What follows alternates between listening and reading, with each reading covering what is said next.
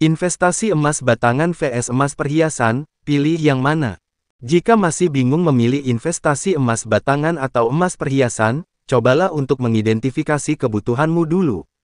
Perbedaan emas batangan dan emas perhiasan di atas setidaknya dapat memberikan gambaran untuk menentukan jenis investasi yang cocok dengan kamu. Namun, ada kalanya keputusan berinvestasi mengacu pada pemenuhan kebutuhan pribadi yang tidak bisa diantisipasi. Berikut adalah beberapa pertimbangan dalam investasi emas batangan vs emas perhiasan yang perlu diperhatikan. 1. Menentukan tujuan investasi. Dalam hal ini, kamu perlu memilih antara investasi jangka panjang atau jangka pendek.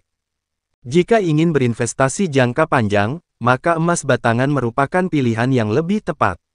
Mengapa demikian? Emas batangan memiliki nilai jual yang cenderung naik di pasar global. Jadi, kamu bisa mendapatkan keuntungan dari penjualan dalam rentang waktu tertentu.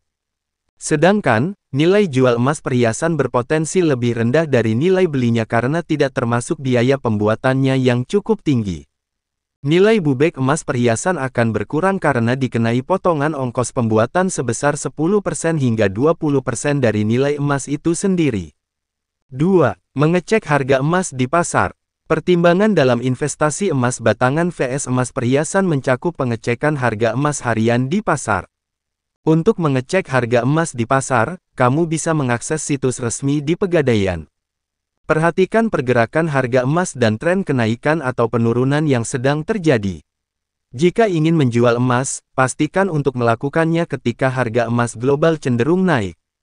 3. Membeli emas bersertifikat. Dalam berinvestasi, kepemilikan emas batangan maupun emas perhiasan perlu disertai sertifikat yang menunjukkan hak milik secara resmi. Dengan begitu, keaslian emas dapat dijamin dan nilai jualnya pun tidak berkurang. Itulah penjelasan singkat tentang investasi emas batangan vs emas perhiasan yang dapat memberikan gambaran tentang keunggulannya masing-masing.